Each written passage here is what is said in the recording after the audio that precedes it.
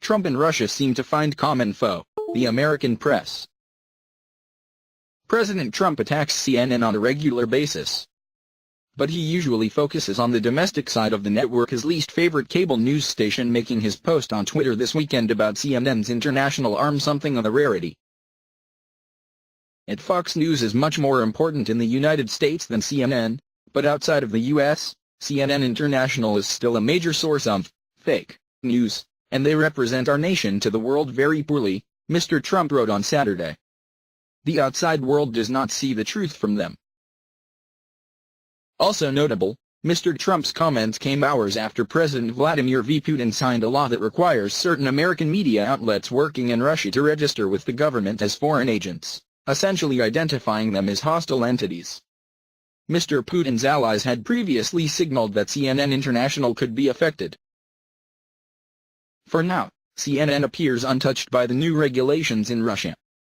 But with an ongoing investigation into possible ties between allies of Mr. Trump and Mr. Putin, the timing and content of Mr. Trump's tweet were quickly dissected for potential hints at a connection.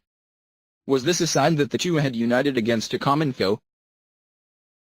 The White House did not respond to an inquiry on Monday, and CNN said that it had not been contacted by Russian authorities about the matter. So far, the regulations appear to predominantly affect branches of Voice of America and Radio Free Europe/Radio Liberty, which are both overseen by the American government. Complicating matters was the origin of Russia's crackdown on American news outlets, which had been prompted by events recently put into motion by the Justice Department. Russian officials have made clear that the regulations were tit-for-tat retaliation for a move by United States officials to register RT, the state-run Russian news group formerly known as Russia Today, as a foreign agent. American intelligence sources have accused RT of serving as a propaganda outlet during last year's presidential race, a charge that RT executives have vehemently denied. In the United States, the foreign agent label is usually assigned by the government to identify foreign lobbying groups. In Russia, the term can have darker implications, evoking Soviet counterintelligence efforts, and journalists at organizations covered by the new law are unsure how their work could be affected. For now, press advocates and news organizations said they were waiting to see how Russian authorities put the regulations into effect. Our journalists on assignment are harassed by Russian authorities and face extensive restrictions on their work, John F. Lansing, chief executive of the Broadcasting Board of Governors, which oversees Voice of America and Radio Free Europe, wrote in a statement.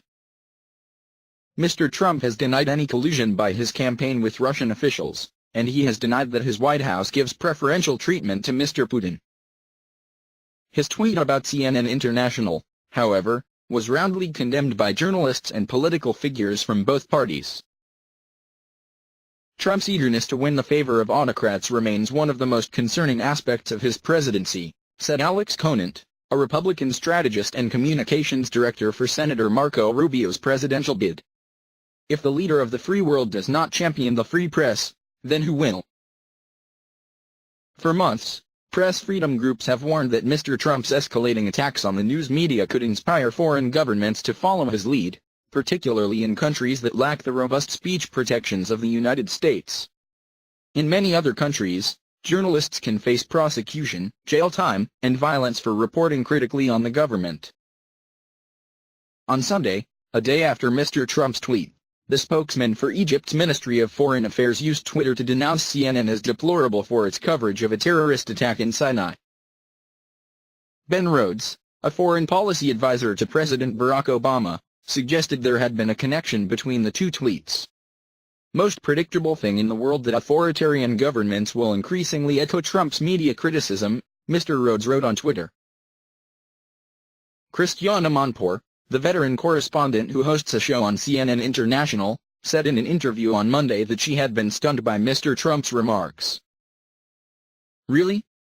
The President of the United States on Thanksgiving weekend would say something like that, she said she thought upon reading the President's tweet. Ms. Amanpour said that Mr. Trump's anti-press rhetoric gives an automatic green light to foreign authoritarians that want to crack down on journalists in their countries. We're used to danger, Ms. Amanpour said by telephone from London. But we don't need to be stabbed in the back by our free and democratic leadership.